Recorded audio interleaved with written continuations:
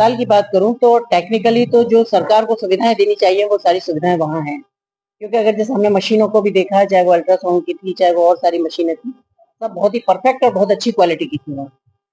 तो लेकिन वहाँ मुझे बाकी तो सारी चीजें ठीक लगी, लेकिन कुछ कुछ शिकायतें मुझे आई जो डॉक्टरों का व्यवहार पेशेंटों के प्रति ठीक नहीं है, जिसके लिए मुझे सुन के बहुत दुख हुआ, क्योंकि सारी चीज अच्छी होने के बावजूद भी अगर पेशेंट संतुष्ट होकर नहीं जाता है तो मुझे लगता है उस चीज का कोई मतलब नहीं रहता। तो अभी यहाँ बैठे थे हमारे साथ डिप्टी सीएमओ, आज सीएमओ लखनऊ कहीं मीटिंग में गए हुए थे, और जो सीएमएस थी उनको कोई प्रॉब्लम थी, उनके कमर पेट पीठ में कुछ प्रॉब्लम है, तो वो थी वहां, लेकिन मेरे साथ दौरे पे नहीं। तो मुझे लगा मेन प्रॉब्लम तो यही थी कि अगर व्यवहार अच्छा नहीं है तो मुझे लगता है कि सारी चीजें बेकार अगर संतुष्ट होकर नहीं जाता। जनसुनवाई में कुछ खास मैटर है? जनसुनवाई की आपने किस तरह से की और क्या उसके साथ? जन सुनवाई में तो हमारे जितने भी मैटर आते हैं मैं आपको बताऊंगी, और मुझे बहुत ही इस बात को बताते हुए भी प्राउड फील होता है कि हमारे द्वारा जितनी भी जन सुनवाई की जाती है उनका सारा निस्तारण हम हैंड टू हैंड करा के यहाँ से जाते हैं। मतलब हमारा कोई भी आयोग का एक भी केस आपको पूरे उत्तर प्रदेश में नहीं मिलेगा कि जिसको कोई ये कहेगा कि आयोग का केस है और ये इसका निस्तारण नहीं हुआ है, चाहे वो आयोग से आने वाली एप्लीकेशन यहाँ है और चाहे हमारे जब हम जन सुनवाई करते हैं उसके साथ हमारे यहाँ अगर हमारे केस आपके कोई पेंडिंग मिलेंगे तो वो होंगे या तो वो न्यायालय में चल रहे होंगे या उनमें इन्वेस्टिगेशन चल रहा है।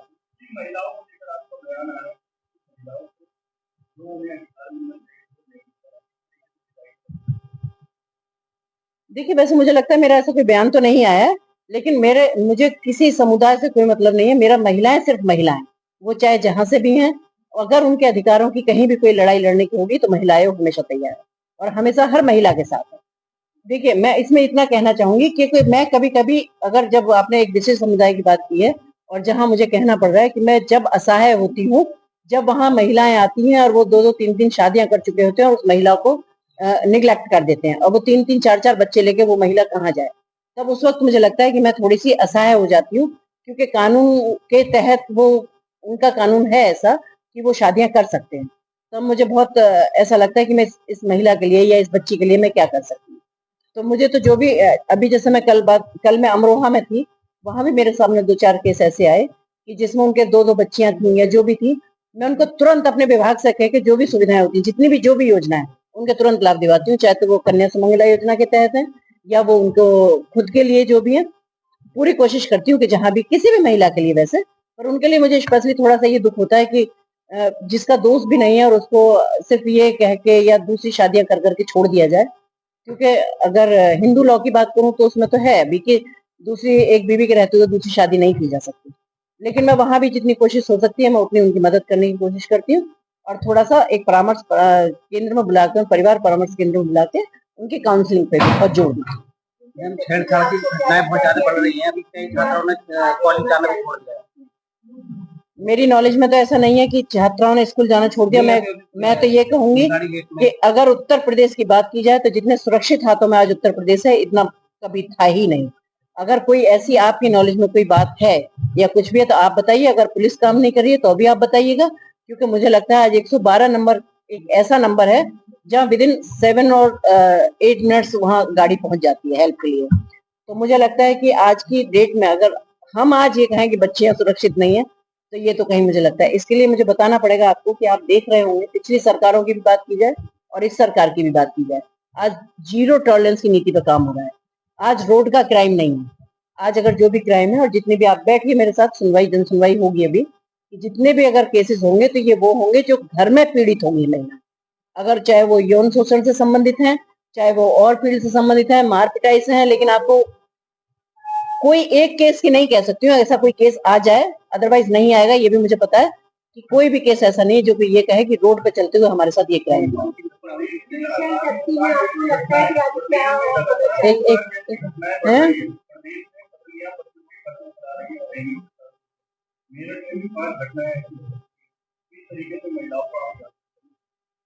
मैडम, इसी बीच पुरुष आयोग बनने की भी मांग उठी है, क्या लगता है आपको बनना चाहिए? बिल्कुल नहीं बनना चाहिए। तो पुरुष अपनी समस्या का एक बात का तो जवाब दूं मैं पहले। देखिए, अगर मेरठ में 5 महिलाओं की बात आई है तो मैं कहती हूँ बहुत ही दुर्भाग्यपूर्ण घटना है, क्योंकि भारत की महिला के ना ये संस्कार है और ना ये भारत की संस्कृति है। लेकिन इसमें भी कोई शक नहीं है कि महिलाओं का अब से पहले शोषण बहुत होता हुआ आया है। अगर किसी महिला ने इस तरह से दुर्भाग्यवश अगर इस तरह की घटनाओं को अंजाम दिया है, तो मुझे लगता है या तो वो बहुत ज्यादा इतनी त्रस्त हो गई होगी, क्योंकि अगर आप बैठ के देखेंगे तो अभी भी ऐसे केस है कि घर से मार पीट के बगैर पूछे महिलाओं को निकाल देते हैं। लेकिन मैं फिर भी ये कहूंगी कि महिलाओं की, कम से कम भारतीय महिलाओं की प्रवृत्ति नहीं है कि वो किसी का मर्डर कर दें या किसी को मारें या किसी को करें। और यही वजह है कि अभी भी आने वाली अगर महिलाओं को आप देखेंगे तो आपको यही दिखेगा कि साहब उनको घर से मार के निकाल दिया, उनको पीट दिया, किसी को जला दिया, किसी को ये कर दिया। पर अगर 2-4 करोड़ों लोगों में अगर 2-4 महिलाएं या 2-4 ऐसी होती तो ये बहुत दुर्भाग्यपूर्ण बात है। मुझे लगता है या तो कहते हैं कि कोई एक्सट्रीम लेवल पर ऐसा हुआ होगा, या उन दोनों की बातों को वो खुद समझ सकते हैं इस बारे में, क्योंकि बहुत बड़ी संख्या नहीं है। मैं तो कहती हूँ विक्षिप्त मानसिकता के लोग ही ऐसे कामों को अंजाम देते हैं। डेफिनेटली संस्कार देने के लिए बच्चियों को, लड़कियों को संस्कार देने के लिए क्या करेगा? देखिए, हमारे यहाँ से हर जगह जहाँ भी हम जाते हैं तो हम इस पे सेमिनार भी कराते हैं, चाहे वो जागरूकता के हैं चाहे उसके हैं। लेकिन इसके लिए मैं अपने सारे परिवारों से और अपनी सारी माता बहनों से भी मैं ये कहना चाहूंगी, बच्चे की प्रथम पाठशाला उसका घर होती है और उसकी माँ उसकी सबसे बड़ी अध्यापक होती है। जब बच्चा घर में थोड़ा समझदार होता है तो घरों को भी थोड़ा जोड़ने की, थोड़ा घरों में भी संस्कार देने की बात करें। अगर हम अपने, चाहे बेटा हो चाहे बेटी हो, जब अगर हम संस्कारित बनाएंगे उन्हें, क्योंकि भारत की तो ये पहचान है, अगर भारत तो संस्कारों से जिंदा है, भारत की संस्कृति संस्कारों से बनी हुई है, तो इन चीजों को अगर हम याद रखेंगे तो मुझे लगता है कि शायद हम उस पर भी कंट्रोल कर पाएंगे। मैडम, आपने कहा है कि केवल बच्चों को मूल्यों का इतिहास पढ़ाया गया, महापुरुष उन्हें दूर रखा गया है। अभी भी कहती हूँ, अभी भी मैं कहती हूँ, हम हैं इसके गवाह, हम हैं और आप सब भी होंगे, आप सब लगभग मेरी पीढ़ी के ही हैं। इतिहास में बताइए हमने सिवाय मुगलों के क्या पढ़ा है? और वो हमें वो भी याद नहीं होता था, हम इतनी खोपड़ी उसमें मारते थे क्योंकि वो हम उसके लिए प्रैक्टिकल नहीं था वो हमारे लिए। हमारी वो कहानियां जो थी वो कभी हमने अपने नानी दादी से नहीं सुनी, हमारी दादी नानी से या हमारे पापा ने या हमारे घर में किसी ने सुनाया होगा, तो हमारे महापुरुषों के बारे में सुनाया होगा। तो हमारे अगर महापुरुषों की बात की जाए तो वो या तो कहानी और या तो कविताओं में होते थे, या कभी कभी किसी किसी चीज में कोई जीवन परिचय के उसमें हो जाता था। बाकी आप बताइए, हिस्ट्री में अगर इतिहास, अगर हमारे टाइम का इतिहास देखें तो आप उसमें क्या था? ये हम सब गवाह हैं इस बात के, तो ये कोई बड़ी चीज नहीं। नहीं, मेरे हिसाब से सब कुछ होना चाहिए, जो जेन्युइन चीजें, जो अच्छी चीजें, मैं हमेशा कहती हूँ और आपके माध्यम से मैं फिर कहना चाह रही हूँ। देखिए, अगर मैं अपने अपने सोशल मीडिया पे बैठी हुई है, मैं थोड़ा सा कहूंगी जरूर, क्योंकि अगर मैं मीडिया की भी बात करूं तो हम हमेशा नेगेटिव चीजों को बहुत बहुत लंबा करके दिखाते हैं। एक एक न्यूज को हम पूरा दिन चलाते हैं। कोई अच्छी न्यूज आती है हम उसको सिर्फ हेडलाइन देकर छोड़ देते हैं। तो यही इतिहास की बात है कि जिस चीज को आप पढ़ा रहे हो तो उसको कितना भी घर कर लो, लेकिन मैं कहती हूँ बुरी चीजों की कोई आयु नहीं होती, घटिया चीजों की कोई आयु नहीं होती, आयु हमेशा अच्छी चीजों की होती है। अब इतिहास की अगर बात है तो इतिहास आप पढ़ाइए, अगर उसमें भी कोई अच्छे लोग, हम ये क्यों दिखाते हैं कि साहब उसने ये किया, उसने उसने मर्डर किया, उसने अपने बाप को कैद किया, उसने ये किया, उसने, अरे अच्छी चीजें दिखाओ जिसने देश के लिए कुछ किया हो। समाज कोई भी हो, मुगल का हो, अपना हो, जो भी हो, हिंदू हो या मुस्लिम हो या कोई भी हो, अगर अच्छे लोग हैं, अच्छा व्यक्तित्व है और अच्छी कहानी है उनकी, तो उनको जरूर बढ़ाना चाहिए और जरूर सुनाना चाहिए। तो अच्छे, लेकिन एकदम बुरी खबर आ जाती है।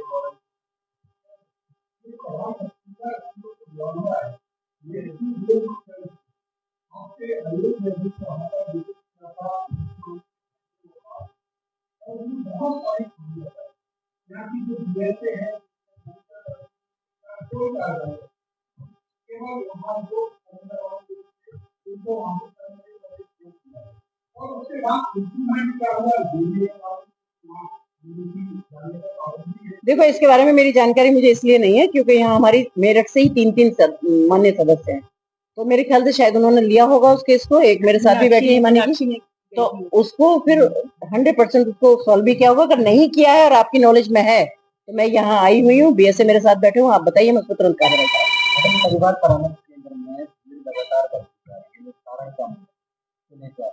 बिल्कुल सही बात है ये, क्योंकि परिवार परामर्श केंद्र में भीड़ बढ़ती जा रही है, निस्तारण भी हो रहे हैं, लेकिन इतनी भीड़ भी क्यों आ रही है? फिर वही बात आती है कि कहीं ना कहीं हमारे संस्कारों में कमी है, बच्चों में। देखिए, मैं जरूर कहना चाहूंगी, क्योंकि जो नई पीढ़ी के बच्चे हैं आजकल मोस्टली दोनों जॉब करते हैं, प्राइवेट कंपनियों में करते हैं, हम सब जानते हैं कि काम का। तो केस को देखा और उन लोगों से भी मैं मिली वहाँ, लेकिन जो भी बच्ची के साथ हुआ है बहुत ही घिनौनी हरकत की गई है उसके साथ। तो मैंने उनसे यही कहा, क्योंकि पुलिस भी मेरे साथ यहाँ बैठी थी, अभी आपने सबने देखा होगा, तो उन्होंने बताया कि उसमें जांच चल रही है, जो दोषी हैं उनको गिरफ्तार भी कर लिया गया है और लड़की की भी पूरी मदद की जा रही है। हमने भी उनको ये आश्वस्त किया है कि उसको, पहली बात तो उनको देने का मतलब ही नहीं है क्योंकि अब उन पर आरोप सिद्ध हो चुके हैं। दूसरी बात ये कि जो आर्थिक मदद की बात होगी, जहाँ से भी जितनी हमारी सरकार के द्वारा मदद है या उसको इस्टेब्लिश करने में जहाँ भी हमारी ज़रूरत होगी, हम उसके साथ खड़े हुए हैं। क्योंकि मैम एक मासूम बच्ची है, उसके सामने पूरे जीवन उसका पड़ा है, तो ऐसे में उसको लेकर क्या निर्णय लिया गया? अभी बिल्कुल बात हो गई है हमारी, और हमें पुलिस विभाग से भी हमें आश्वस्त किया गया है कि उसकी सुरक्षा का भी ध्यान रखा जाएगा और उसको कैसे पढ़ाई के लिए या जो भी उसको स्कूल जाने के लिए जो भी उसको मदद की ज़रूरत होगी उसके लिए हम तत्पर हैं और हम उसकी मदद करेंगे।